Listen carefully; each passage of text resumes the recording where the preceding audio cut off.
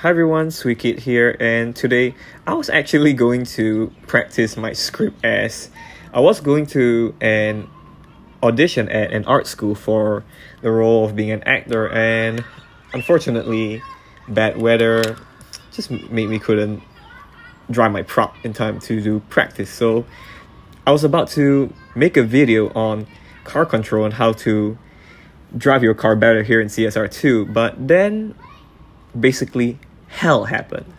And let me elaborate what I mean. Because I recently covered Providence I and how I wasn't a fan that it was already a bit pay to win, and Domination I is that Providence I, but a million times worse, because from what I can see, the first lock-in is the prize from Providence I. So even to get to here, you already have to pay for either. I'm pretty sure you could buy this outright. Sometimes you can, sometimes you can't. But from what I assume, you have to go through this to get the Jetta. So it's one problem. But if you look at lock-ins 2, 3, 4, and 5, you're already in for a fantastic time. Look, the Dodge Charger, the new Acura Integra over here, this Honda S2000 that you get from the Showdown, and this Skyline, which you also have to buy.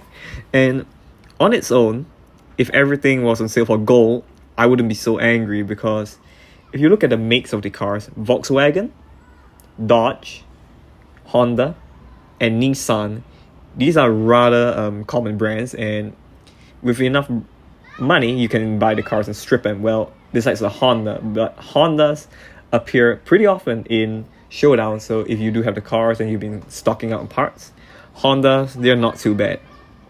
Acura is the real problem, because the only other Acura in this game to date is the 2022 Type S NSX, and that's a great life racer, but then again, it's a completely different brand, and because of that, Acura parts are not too easy to come by, because you cannot buy a car that's of Acura brand and strip it, because none are for sale.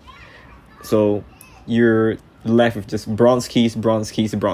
And the worst part about this event to me is that everything is paid literally, because even if you can somehow get all the cars, you spend a ton of money, or maybe have them from before, well, 3 of them anyway, except the LS. So you're likely gonna have to spend a ton of money on paid crates.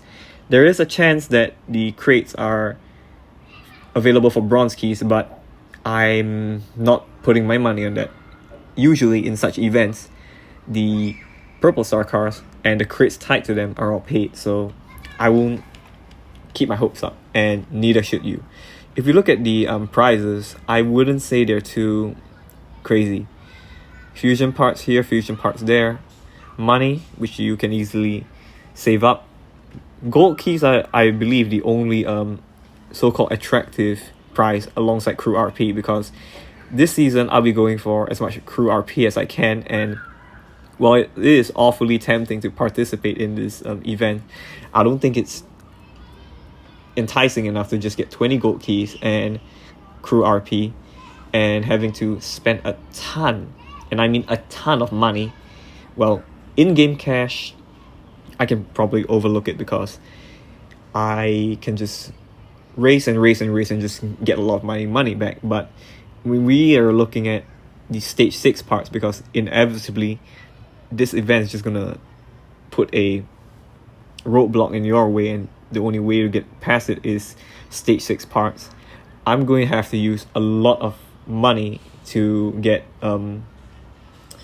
the what's it called, the paid crates, or if not, the universal fusions, which are limited, because I don't have enough to cater to 4 different cars, 5 if we include the Jetta. And as of now, I don't even have any interest in this, and I don't even know about Victory Lap 1, because to get to this, you have to clear the first one, and I'm not even going to get past race 4, because again, I have no interest in that. So that's my stance on it. If you really like Fast and Furious, go for it. Else, just skip it. It's for the best. But since I'm here in CSR2 already, I just wanted to cover the race pass, because I haven't gotten around to providing my perspective on what I think about the race pass cars, but I thought I'd just get to it this season and perhaps going forward. Now, if you're looking at the free cars, there's only one car you should take, and that's the Rocket Bunny, because it's really easy to get parts from, being a Nissan, and it's very good in live racing as it's a dyno beater. It doesn't get high Evo and low PP, but it can beat dyno, and as such, this will be the best live racer. The other two are not so fantastic. The Rocket Bunny, I guess if you want a tier 3 car from me, Tempest or something, you could take that, but it's just not worth it. There are better tier 3 cars out there. Same thing goes with the Rocket Bunny Stingray. I beat Tempest 3 tier 4 using this car, but it's not that fantastic at the end of the day. But again, if you want the parts, maybe you need Chevrolet parts, because those are not available for cash. Only duplicate cars you get from rare imports. You might want to take the Corvette and strip that, but else, the Nissan's the top pick. Now, when it comes to the paid tier, I would easily recommend the Supra, because the Rocket Bunny RX-7 is a little slow to me, and Mazda parts are not easy to come by, and it's really quite sad because I don't think I have any or many Gold Star Mazdas. The only one that comes to mind is a KRC, and that's not too fantastic in it of itself. The Rocket Bunny Camaro, I think it can beat dyno. I cannot remember, because I've seen this thing run rings around one of my cars. I can't remember which one, and the thing is just, the Rocket Bunny is just too slow. The Supra, on the other hand, is a great life racer, even better than the Elite Tuners one that you can get for free. And the thing about this Pandem Supra is that it's identical to the one that I'm showing right here, the Liberty Walk Supra. It's a one-to-one copy for performance, and the only thing that changes is the look.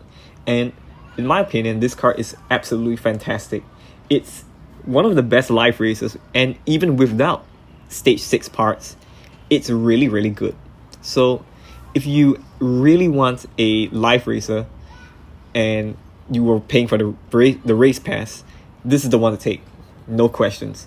And oh yeah, I should add that since it's a Toyota, you can easily go to the dealer and just buy Toyota 86s, strip them, and there's your parts. And if you happen to have the Gold Star one of this Silhouette Supra, the pink one, you could open crates for that if that's your preferred option. But still, it's not too necessary. I do have this car max, but even if I didn't have stage 6 parts, I could make it work. And that's about it for today's video. I just wanted to share what I thought about that stupid, well, paid event. Well, all of them are basically these days.